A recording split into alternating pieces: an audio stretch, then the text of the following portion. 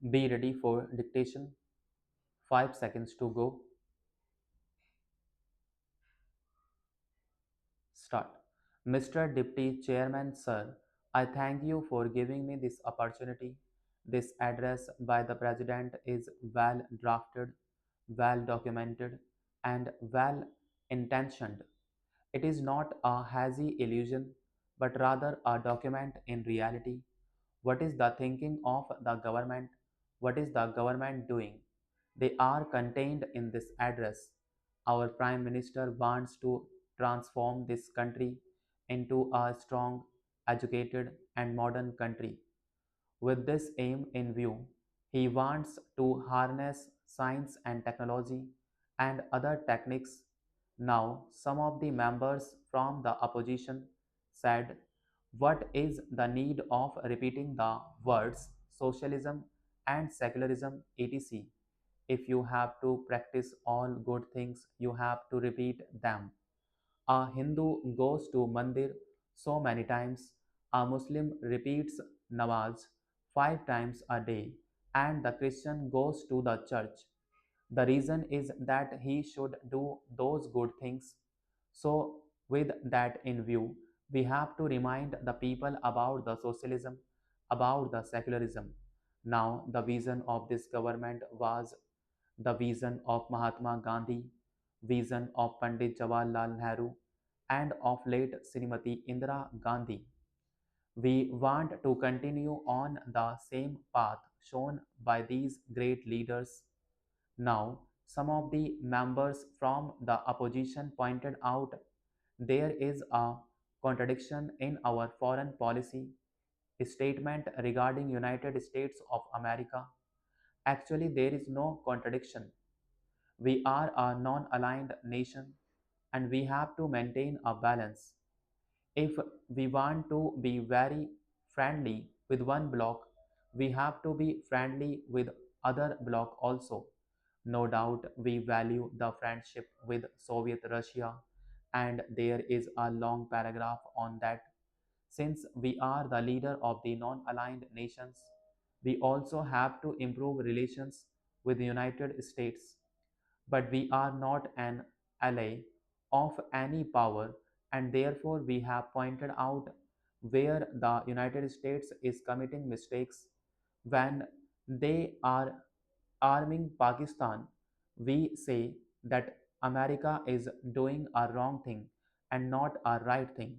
Now, on the Afghanistan issue, one of the honorable members has pointed out that it is a childish sort of suggestion made by India, but he does not realize that in the political game of Afghanistan, there were only two powers, two superpowers, Russia and America, as America is playing the chess through Pakistan, which may prove dangerous for us.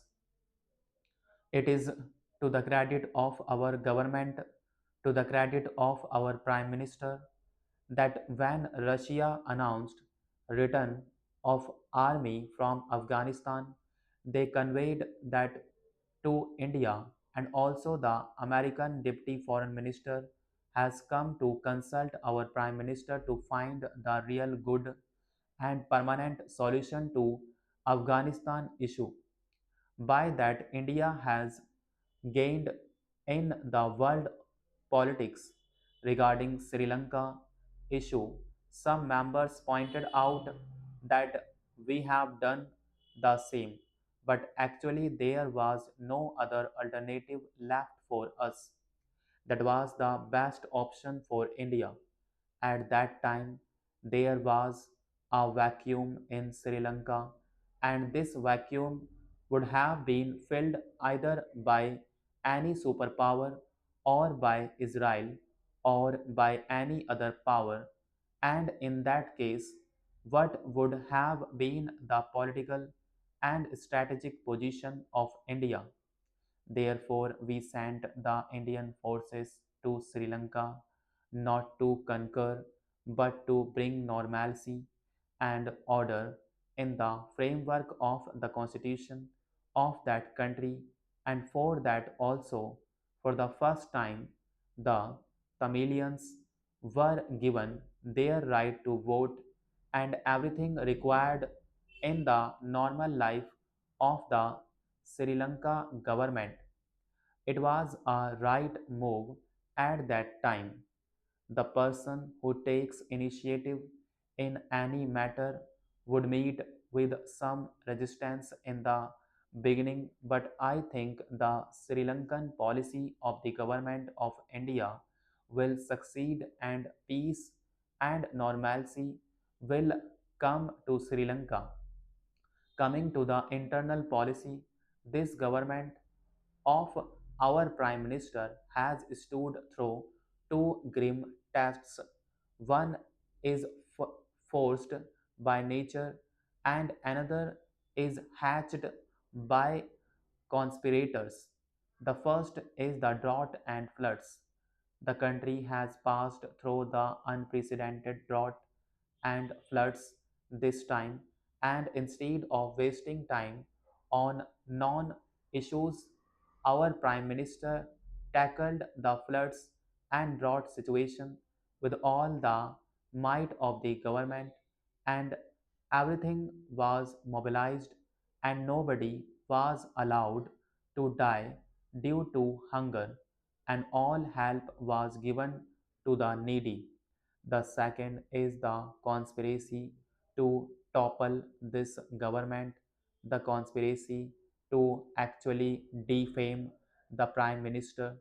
In India, all the political parties moved around the political leaders.